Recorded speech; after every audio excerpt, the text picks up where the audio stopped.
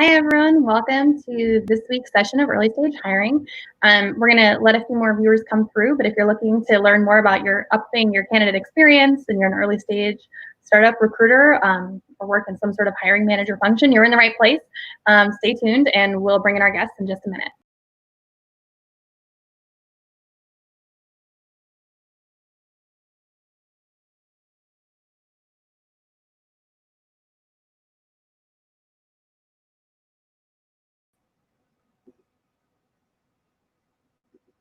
Hi, everyone. Happy Tuesday. Welcome to our third week of this early stage hiring series webinar.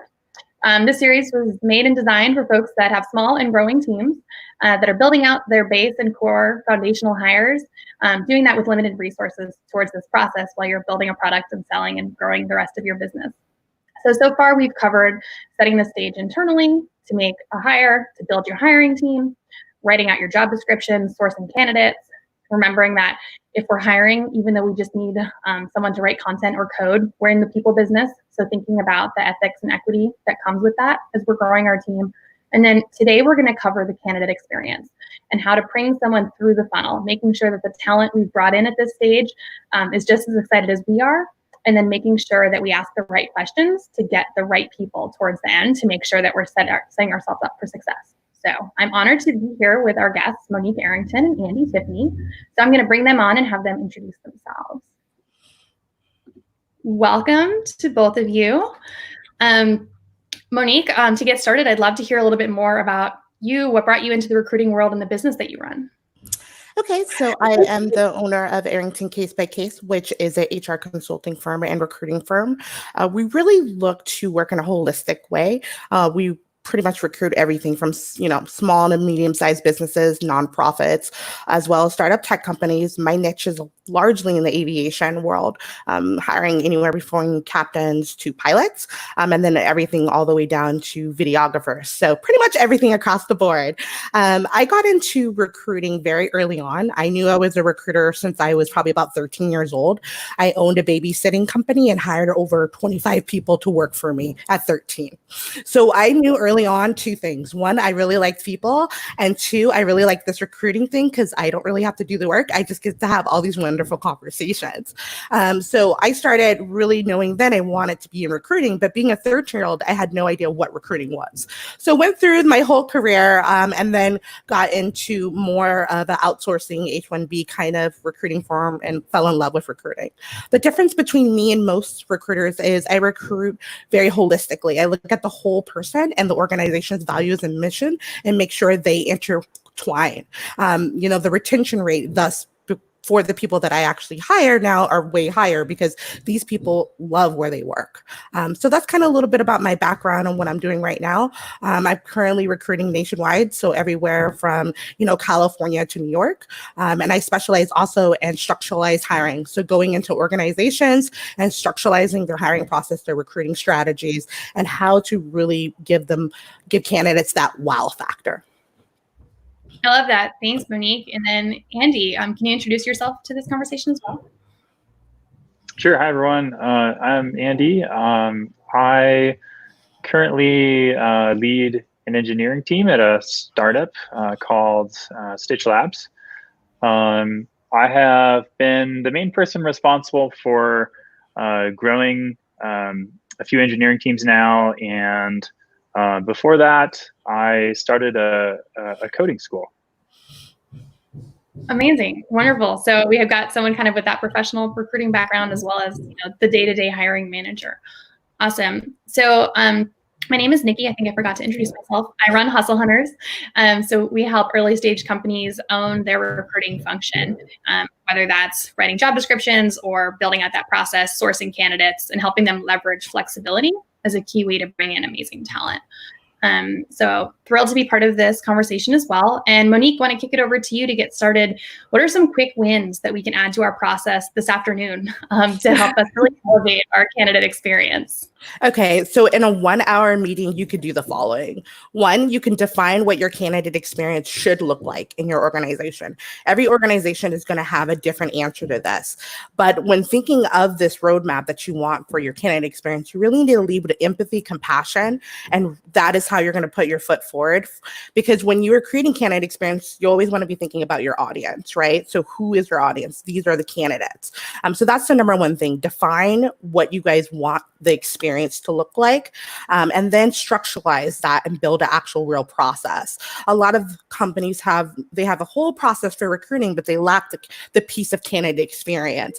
And the candidate experience is everything from the first time they have a conversation from a recruiter, from when they get into the actual application stage. So that basic job description, that is a part of the candidate experience as well. So really looking at the whole roadmap, looking from, okay, when someone is looking at our job description, is it welcoming?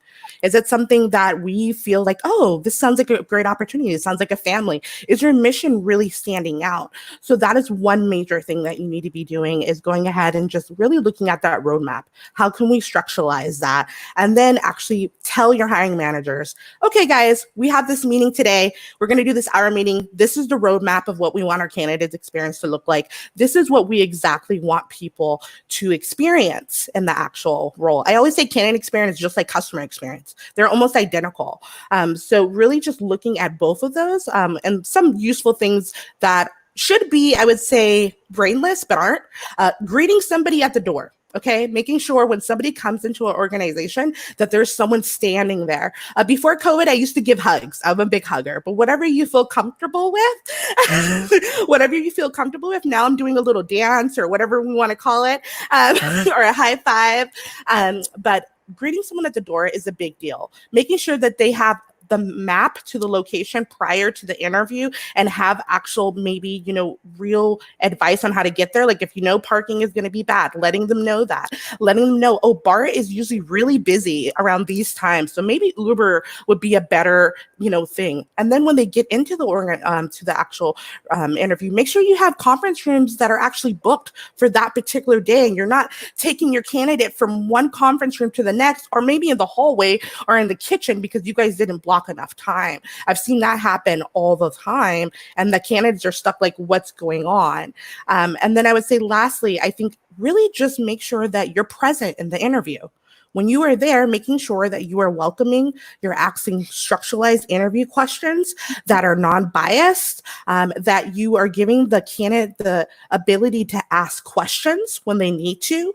Often, I've had people tell me feedback, hey, I went through this interview process, and they'll come to me as the recruiter after they talk to the hiring manager and say, I have these questions. And I'm like, well, why didn't you ask the hiring manager? That would have been a great question for the hiring manager. I mean, I can get that answer for you. So allowing that space towards the end of the interview to debrief. Say at the end of the interview, hey, we went through over X, Y, and Z. What did you think about that? Do you have any questions about X, Y, and Z? And giving them breathing room to do that, and creating multiple breaks within the interview process. A lot of people have 6 rounds of interviews, which is a whole other conversation. I think no one should have to do more than 3 to 4 interviews. There's really no point of having so many cooks in the kitchen making these decisions. But anywho, when you have those many interviews, making sure the person has a lineup, making sure they have multiple breaks. I'm talking about 15-minute break in between. I'm talking about lunch. I'm talking about breakfast, and having that whole experience. And then just being welcome. I think it's very basics, but a lot of people fall short on the basics.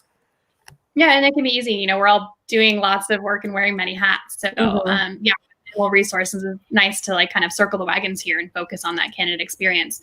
So Andy, I'm going to kick it over to you to talk a little bit about the internal world. So how have you find success in managing kind of the internal logistics in hiring and bringing in candidates? Yeah, it's a great question. I think what I do specifically is we've used a few different tools for managing candidates. The last time I was sort of deep in a hiring season and interviewing a lot of people, we ultimately what we landed on was just a spreadsheet. And clearly, things that are really important, we're just clearly documenting out the process itself, what are the different stages, and being able to track the stage that every person was at in that process. And I say just a tool. I guess this goes in the quick win category. A tool that just has been hard to overstate how helpful it's been is using Calendly. Nikki, I think you use Calendly as well. But yeah, when it might not seem like a big deal that you have to send 2 emails back and forth to ask someone what their availability is. But when you have to do that for, 200, 300 candidates, those emails really add up. Yeah. And, ultimately you miss people. So just being able to automate as much as you can of the process can help you eliminate anyone falling through the cracks in the process, and make it easier on yourself too for running it all. So Calendly's been huge, and it's super configurable. So you can even do stuff like if you need to have 2 people available for a call and you have to coordinate a schedule with multiple people at once, you can configure that. So happy to go into any more specifics, but those are just a few logistical things that come to mind. Andy, do you use that modal because you guys don't use ATS systems in your organization? We have Bamboo, and I just wasn't too fond of Bamboo, honestly. If we had, I haven't used Lever much myself or many other systems. Yeah, I'm sure you have way. I definitely would love recommendations from you on what you found to be best. So that's probably the only reason, is just for us personally, we didn't have as much experience with ATS systems. Makes sense. Yeah. I think that's pretty common. I think the spreadsheet is where you live until you have the resources to kind of move beyond that. Do you have a quick recommendation, Monique, for an ATS for an early team? I love Greenhouse's reporting functions. I love their customer service. I love the ease of it, the integration piece. I love the reporting and quarterly reporting you do with your account managers. It makes when you have to go share with your stakeholders really, really easy. Lever is great, better integration with social media. So if you do a lot of social media content recruiting, Lever is probably a better. Lever doesn't integrate well with a lot of payroll systems if you're trying to do both, a payroll system as well. So I would say Greenhouse, Lever, and then JobVite is by far my favorite if you're really into social media campaigns. Awesome. Thanks. We're gonna stay with you and talk a little bit more tactically. So you were giving, we welcomed our candidate. They're in there. They're happy. They're about to leave from their first interview. How often should we be communicating with them after that interview? So it really depends on how many rounds of interviews you're going to have, right? So let's focus on maybe a 3-round interview, right? For basic purposes. One, you're going to communicate with them with a logistic communication email. That's a basic email telling them where they're going to be interviewing, whether it's going to be virtually on site, who they're going to be interviewing with, and hopefully an introduction to the hiring manager. So that's one touch point of communication. That communication should be given through email and text. I like to do both. Millennials and Gen Z, we tend to, everything is via text. We kind of check our emails, but text tends to kind of breathe for us. So I do both. So within this, touch points, we're going to do it via email and text for everything. So once we go ahead and we do that, and if they have any questions, we go ahead and exchange any questions that they might have. That'll be probably touch point number 2. I always do a touch point before they go on interview. So the day before they have an interview, I will go ahead and call them, usually towards the end of the day, around 4 or 5 o'clock, and say, hey, are you still really excited about the role? This is the salary. This is what's going to be happening in the role. This is who you're going to be talking to.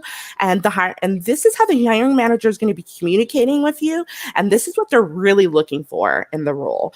Have you went ahead and checked your mic? Have you checked to make sure that the link works correctly? Do you know what location it is? And I'll test them usually oh, you looked it up. So you know that there's a Starbucks on the corner and then we'll kind of go from there. So that's one. And then once they come in for interviews, we go ahead and have them do their interviews. If they are going to proceed to next interviews, it's the same kind of thing. You go ahead and you do a touch point about logistics if it's a next interview. And then the final interview tends to come right after they've completed all of the actual interview process. You're doing somewhat of a debrief interview. So you should be doing a debrief interview towards the end of your interviews live with a recruiter or hiring manager at the end, but you also should be doing one via email after they leave. And that is really just a quick email, highlighting some of the great things that you heard from the hiring managers, some concerns maybe that you've heard from the hiring managers as well, and letting them know, hey, what do you think now that you've had some time to kind of meet the organization? And then then after that, the last email, depending on if you're at a real small organization, you would probably be extending the verbal offer too. So also the last email would be probably you extending that verbal offer. So I would say anywhere between 5 to 6 major touch points need to happen, and they need to happen through multiple channels. And ATS systems are one way where you can kind of like automate those things. But a lot of small businesses don't have that. So it's a quick like schedule on Google. Like, okay, we're going to have this day, you get your little template ready, and then you put that out and you're able to automate it that way as well. But I love ATS systems because you're able to basically schedule multiple different rounds of emails with basic templates and things of that nature. And then lastly, if a person is rejected from the interview, you need to send a reason why.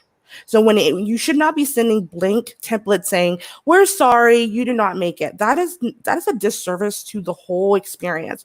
And let me tell you, I have hired so many people after the rejection email. So I'll tell them the concern. They'll come back and won't even write me. They'll write the hiring managers. Have the hiring manager say, hey, well, maybe I should talk to this person one more time, or maybe I should talk to them with this other hiring manager, and then they get hired. So I think giving them a clear rejection email, I mean, obviously run this through legal. We all know that there's compliance issues here and legal issues here. Run it through them. But there are ways to basically verbalize it in a way where it just is talking about the job description and the requirements.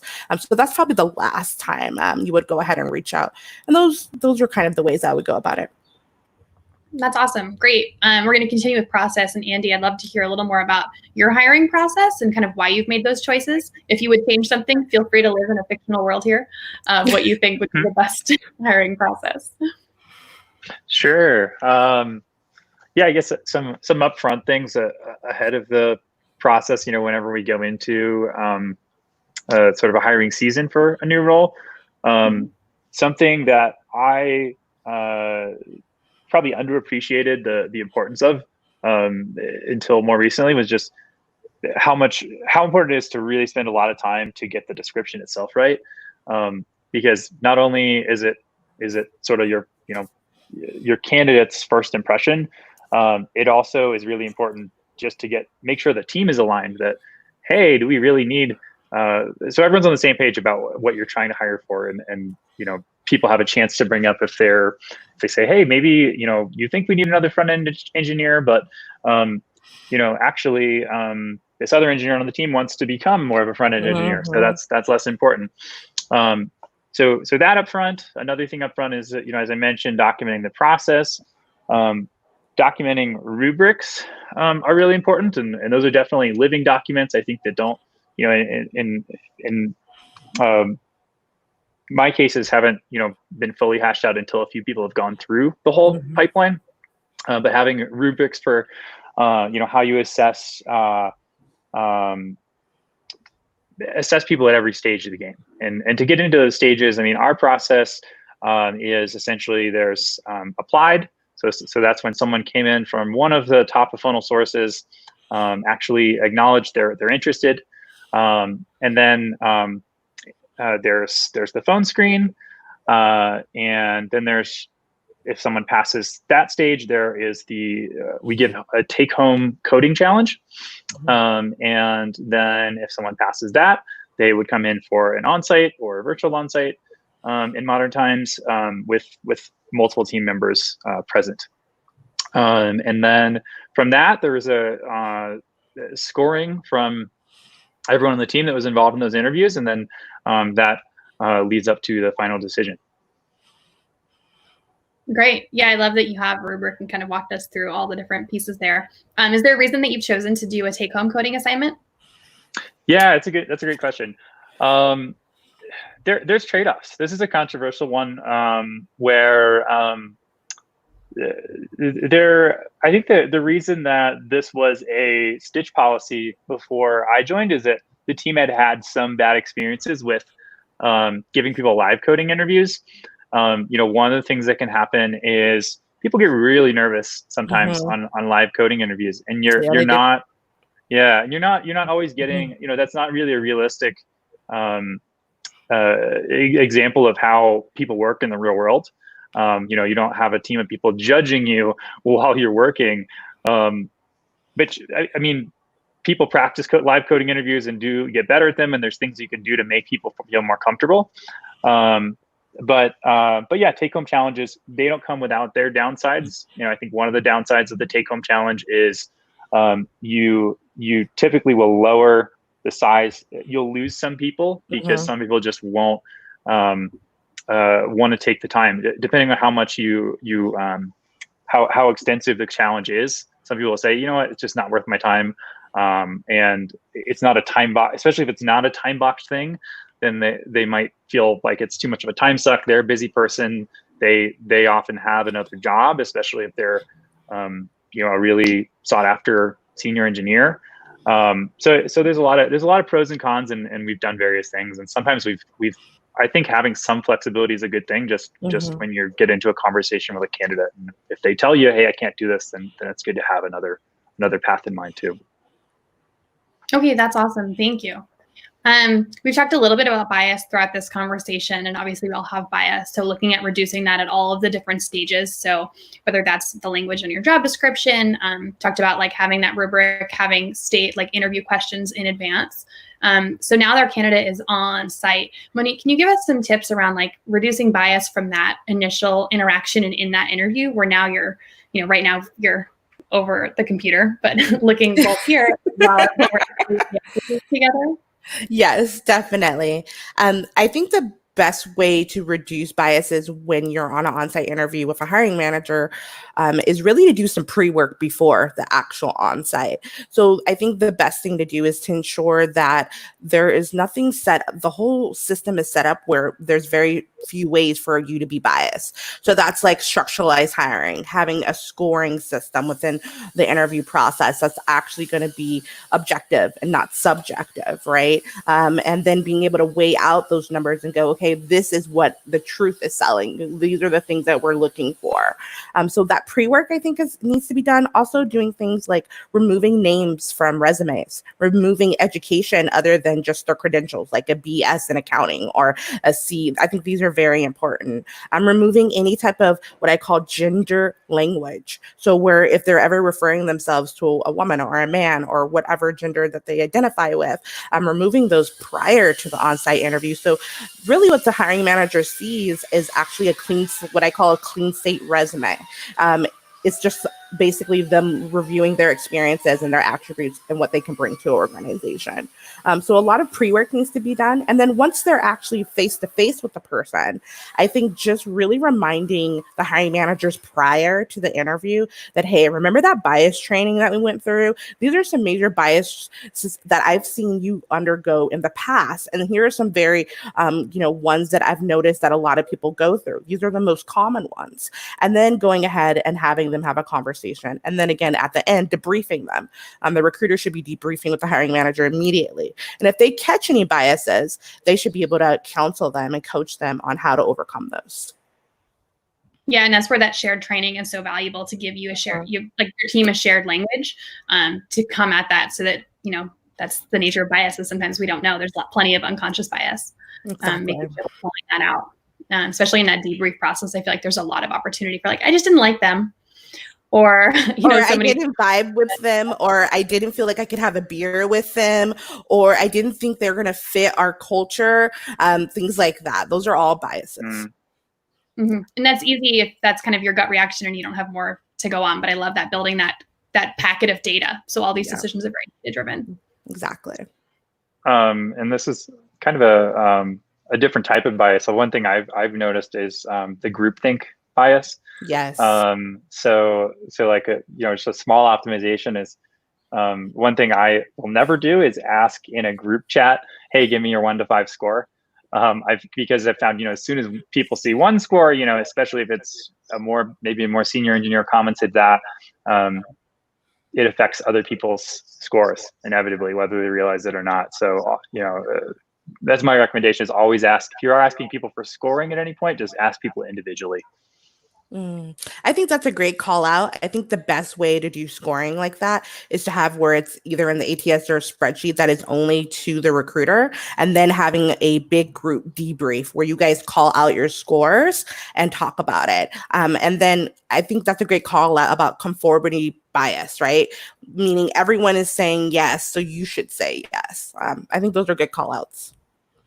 Yeah, and I work with a lot of parents with hustle hunters, helping them join these startups, knowing they have the right experience and the right drive, but have logistical factors of picking their kids up at 4. Potentially, another one is breastfeeding moms. Is another one that if you can call out in the very beginning, like, do you have dietary restrictions we should pay attention to for providing your lunch, or do you need a break for pumping, or some things like that go miles. Do you need childcare support? I find is something that goes miles towards someone realizing, oh, this company realizes, especially now, even if it's just through someone like Flexible or Urban Sitter, a virtual babysitter, to help occupy the kids, recognizing, oh, this company is going to go like above and beyond for me as a parent going forward. I find those little things are helpful too. So the last thing I wanted to ask Andy is, you obviously mentioned you started a coding school. The non-traditional backgrounds kind of have really been strong in the engineering field. Can you talk a little bit about that and how you've managed that, accommodated for it, and how you see that in your work life? Yeah, I think it's a wonderful thing that I can only speak to the engineering field and my experience there, but in engineering, we have a few great examples of engineers on our team that didn't go to a 4-year university and either were self-taught in coding or picked it up through a boot camp. So I think it's great that that's possible now. And I would say what's important for everyone out there to know is that you have, in order to take on any junior engineer, whether it's someone straight out of that's self-taught, or someone that's straight out of a university, or someone straight out of a boot camp, make sure they're not your first hire or even your second hire for that team. You have to have the right team set up for that person to be successful, and it's definitely a sign of having a healthy team if you can support a few junior engineers. I've heard some unfortunate stories of startups that in the interest of budget, thought it was a good idea to just hire their CTO effectively straight out of a boot camp, and unsurprisingly that ends in disaster pretty much every time. So that's a few things that come to mind. Yeah, that's great. I'm really excited personally to see kind of that rise in a really prominent field, showing that, the traditional steps and ABC that we've looked at for years, can really be thrown out the window. Seeing a lot more people taking off even any degree requirement or years of experience, knowing that there's so many other things that lead into our experience. Monique, I think you see this pretty often as well. My first startup role, I was a gym teacher before that. And that's where I'm excited about the startup space and feel like we have a lot of opportunity to see all the different skills and experiences that folks bring to the table versus, traditional corporate America, where after 10 years, you can consider, that big promotion. Yeah, awesome. Well, thank you so much for joining us. Is there anything else either of you want to add? Jump in. Going once, going twice. Cool. Great. So obviously this is big stuff. We've spent 30 minutes. I think we could spend hours talking about this. If you're doing hiring and looking for some help or want an extra set of eyes, Monique and I are here.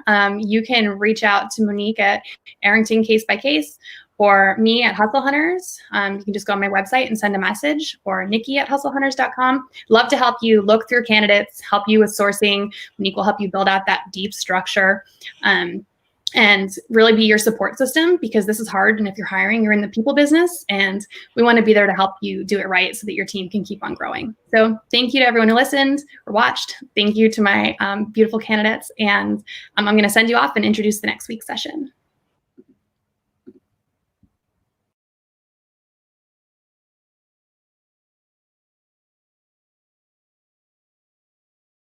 Awesome. So next week, we're going to bring on Liz Penny and Neil Miller, and they're going to be talking about COVID and how that is specifically impacting hiring, how that's impacting interviewing, et cetera, and looking at change management and helping to make sure that the C-suite front to, you know, the most junior position, then everyone's aligned and moving in the right direction here. So here you can learn a little bit more, and I hope to see you next week. You can always register or share with your friends at tinyurl.com/hiring-series. Thanks, everyone.